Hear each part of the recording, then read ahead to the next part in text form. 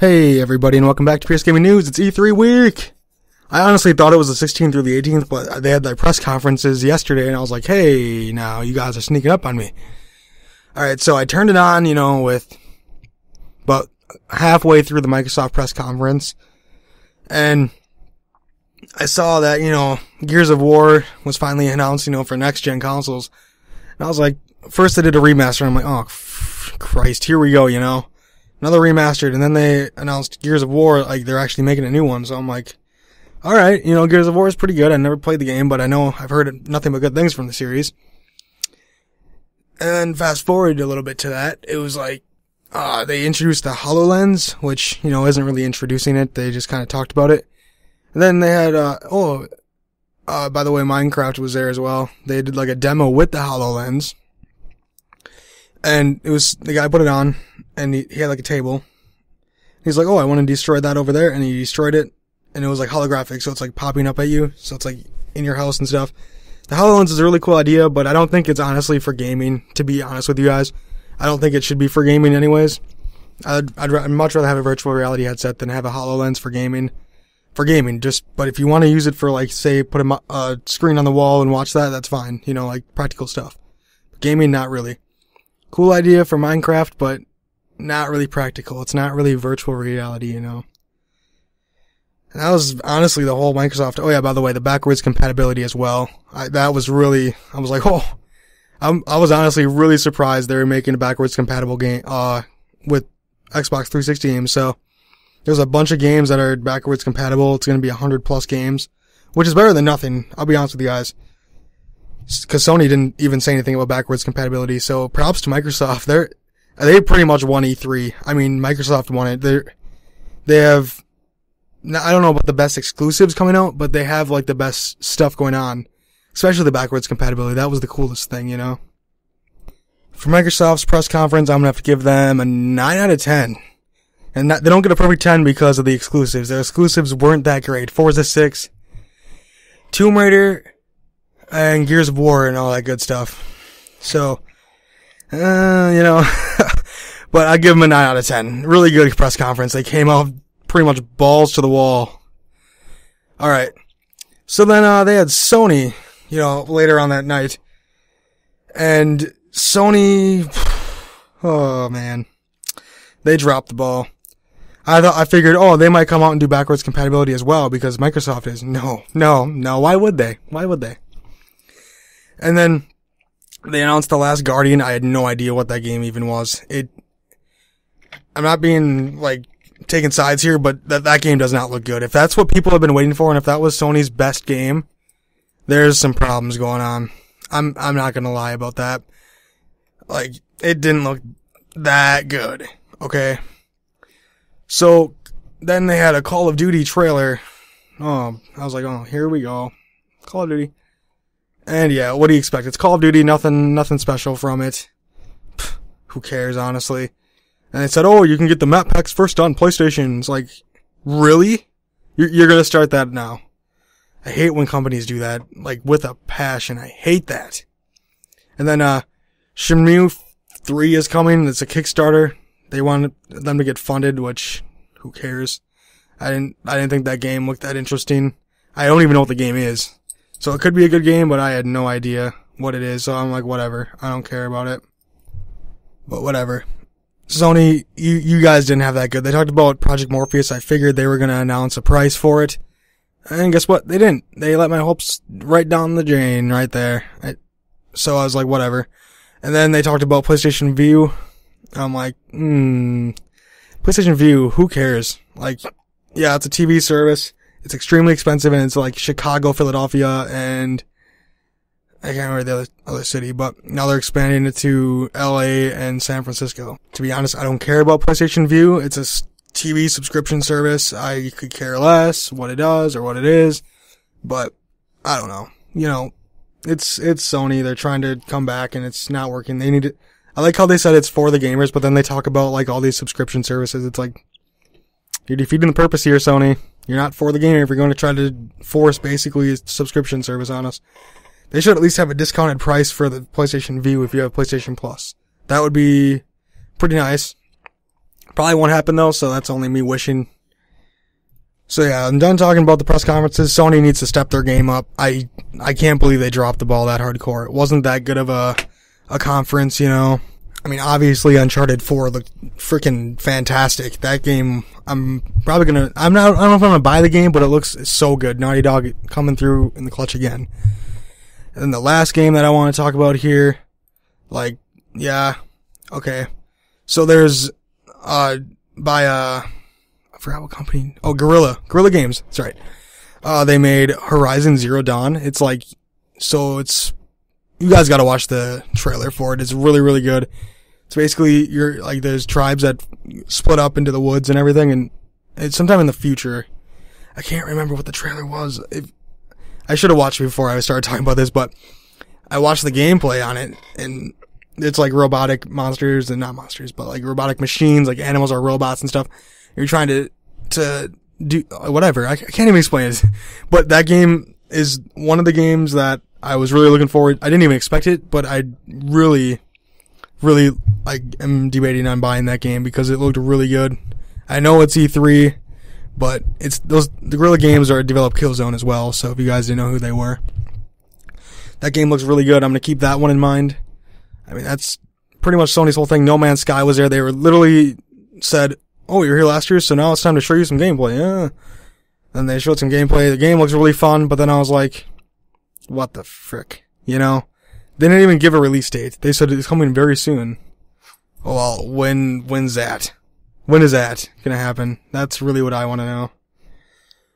Alright, so let's move on to the EA, conference. So they did announce a new Mass Effect, and it was called, Mass Effect Andromeda. I don't even know what that even says. It's going to be available holiday 2016 on Xbox One, PC, and PS4. And the game looks really good. I know Mass Effect series is really good. I'm really surprised EA is making another game. Because I guess Mass Effect 3 ended really weird. Or really awkward and stuff. But, I mean, it looks really good. Looks like a really good game. I'm going to probably keep that one in mind as well.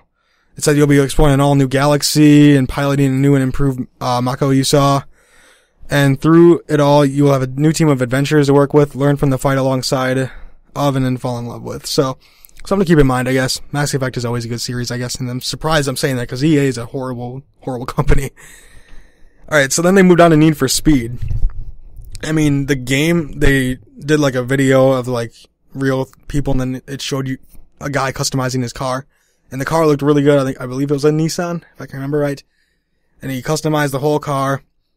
The one thing that was going through my mind this entire time about customizing the whole car is that this game is going to be so held down by DLC. Oh, you want a front bumper? 99 cents. Oh, you want 18-inch rims? Whatever. $1. That's the only thing I was going through my mind. I'm like, whatever, I'll put that all aside for right now. I'm going to focus on the whole game itself. So then they got into the racing on the street, and I was like, holy shit. This game looked really good. I was like, this is made by EA? EA makes this? It pretty much it took me back to the days of Need for Speed Underground, but just with way better graphics. And I was like, whew, I was really debating buying this game, but they didn't come out and say it was offline, so that scared me a little bit, because I know they said it was online only, which I'm like, yeah, I'm not gonna buy it. I don't feel like paying $60 to play on their servers. I want to play offline, story mode, career, with a guy and stuff, like they did in old Underground games. And it's basically, this Need for Speed game is combining everything they've done with the series in the last 20 years. So there's going to be cop chases, fully customizable cars like in Underground, and I guess Hot Pursuit with the cop chases. Probably, I'm assuming a big open world map, but that's just a guess. They didn't show too much. They just showed some racing. But the game looked really good. I'll keep that in the back of my mind. I don't know if I'm going to buy it, cause it's online only, and that ruins it for me. And also another thing is they had rechargeable, NOS, which I don't like in games as well. It's oh, you had a cool power slide. Let's recharge your NOS. Let's not, because no. Then there's, an Old Republic game. There's a new expansion from BioWare. It's new Star Wars, The Old Republic, I guess. There was no gameplay. It told a story about two twin brothers and the struggle with their demanding father. The boys grow into fierce warriors and hurt themselves in a battle, and ultimately end up faced against each other in violent family feuds. So it's just another, whatever. Didn't look that interesting. And I was like, this is the best part of E3 right here. Right when they announced mobile gaming. Why? You're at E3, the biggest gaming convention of the year, and you're going to announce mobile gaming because there's a new Star Wars game. It's called Star Wars Galaxy of Heroes. Like, oh my god, it's a card-based RPG. Pretty stupid. I don't even care. I gave them zero attention for that.